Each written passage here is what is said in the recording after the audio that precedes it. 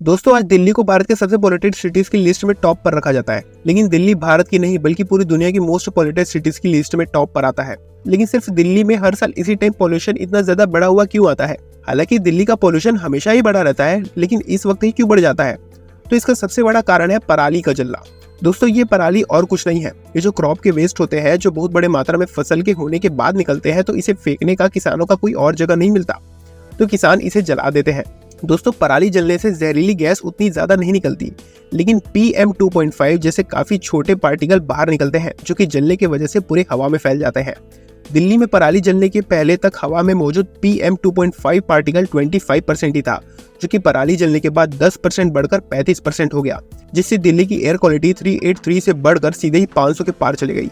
लेकिन ये पराली दिल्ली में नहीं जलते, ये पराली मोस्टली राजस्थान हरियाणा के इलाकों में सबसे ज्यादा चलते हैं, और वहां से हवा के रुख को पकड़कर ये दिल्ली की तरफ आ जाते हैं और दिल्ली की एयर क्वालिटी को बर्बाद कर देते हैं।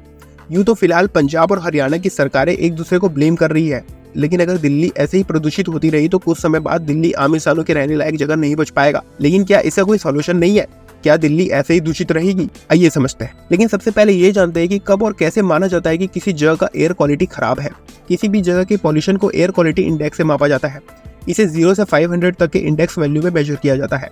अगर 0 से 50 रहे तो गुड क्वालिटी, 51 से 100 रहे तो मॉडरेट क्वालिटी, अगर 101 से 150 रहे तो अनहेल्दी फॉर सम ग्रुप्स, 151 से 200 में अनहेल्दी जहां इंसान को डायरेक्ट नुकसान पहुंचता है, 201 से 300 वेरी अनहेल्दी, ये जोन हाई अलर्ट में रहता है।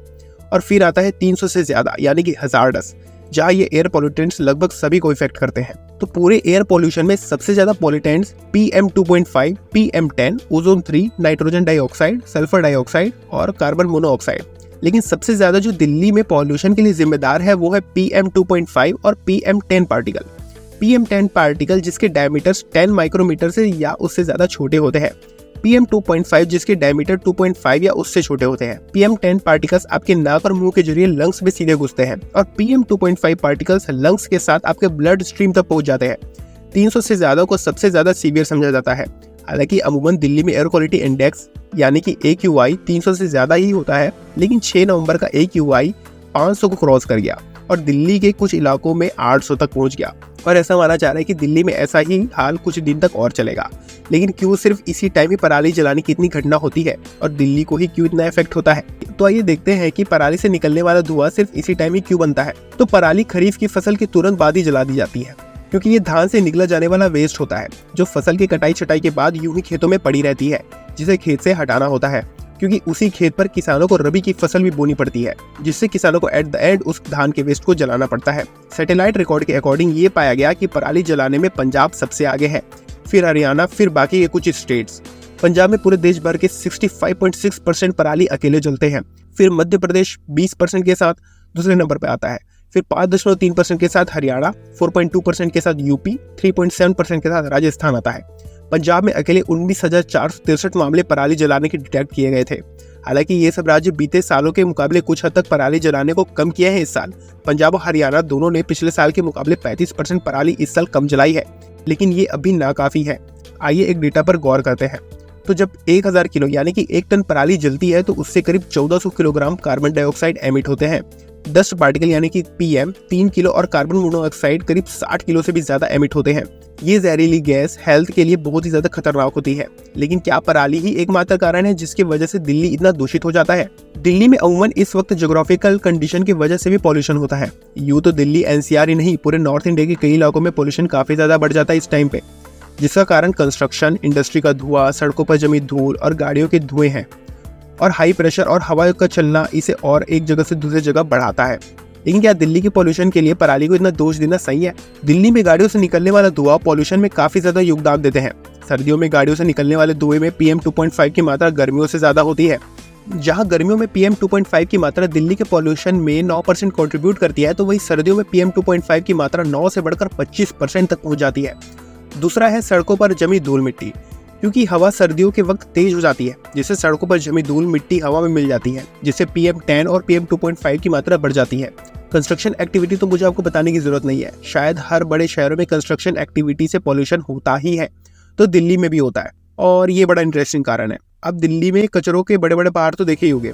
हर दिन लगभग 5,500 टन का कचरा दिल्ली में डाला जाता है, जिससे जहरीली गैस निकलती है और प्रदूषण बढ़ता जाता है। अब अभी जो नेक्स्ट कारण है वो बाकी पुराने कारणों से भी ज्यादा इंटरेस्टिंग है, और वो है पटाखे। शादियों, पब्लिक इवेंट्स या फिर और भी मौकों पर दिल्ली में बहुत फटाखे फोड़े जाते हैं। सस्ते फटाखों से कुछ ज्यादा हजार्डस गैसें निकलते हैं, जो कि हर साल दिल्ली के पॉल्यूशन को और बढ़ाती है। तो सिर्फ दिवाली में फटाखे फोड़ने की वजह से ही दिल्ली में पॉल्यूशन नहीं बढ़ता। दिल्ली सरकार ने साल के हर वक्त फटाखे फोड़ने का अलाउ किया हुआ है, सिर्फ दिवाली छोड़ के। And last and top of the list तो पराली तो है ही। पराली PM 2.5 को 26% और PM 10 को 17% तक बढ़ा देती है। लेकिन इससे हमें ये तो पता चल जाता है कि सिर्फ पराली ही मेजर कारण नहीं है, जबकि ये तो कुछ दिन के लिए पॉल्यूटेंट्स एलिमेंट बने रहते हैं। बाकी के मेजर कारण तो दिल्ली को साल भर से गंदा करते हैं। लेकिन पराली का सॉल्यूशन क्या हो सकता है? सरकारें इसके लिए कर क्या रही है? हमारी सरकारें तो बाद में देखेंगे, पहले देखते हैं कि बाकी देश के लोग ये पराली की समस्या से कैसे डील करते हैं। चाइना, जो कि भारत से भी बड़ा चावल का प्रोड्यूसर है, चाइना कई साल पहले ही पराली की समस्या को सुलझा चुका है, जहां वो अपनी 80% पराली को रिसाइकिल कर सकता है।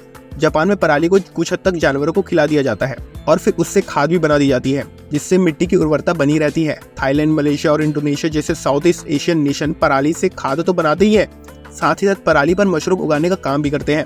और इतना ही नहीं, ये पराली से बायो एथेनॉल तक बनाते हैं, जिससे वो पेट्रोल में ब्लेंड करके फ्यूल के तौर पर इसका इस्तेमाल करते हैं। पंजाब सरकार ने अनुमान लगाया कि पंजाब में टोटल पराली 20 मिलियन टन निकलने की उम्मीद है।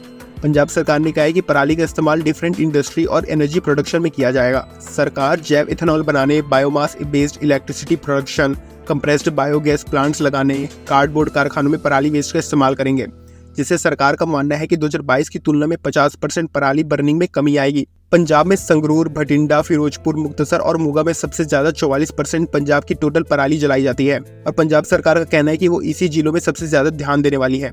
लेकिन ये सरकार ने पिछले साल भी ऐसा कहा था, लेकिन कुछ खास इसमें प्रोग्रेस देखने को नहीं मिला है। हालांकि पिछले साल के मुकाबले इस साल पराली जलाने के मामले काफी कम आए हैं, लेकिन पिछले साल के मुकाबले दिल्ली का इस साल का पॉल्यूशन तो ज्यादा ही हुआ है, जिससे पूरे तरीके से पराली को जिम्मेदार ठहरा देना उचित नहीं है। आपको पॉल्यूशन निवारण को टेक्नोलॉजी के थ्रू हटाना पड़ेगा, नहीं तो दिल्ली ही नहीं पूरे नॉर्थ इंडिया के बहुत से स्टेट्स का एयर क्वालिटी इंडेक्स के मामले में हाल और भी बुरा होता जाएगा।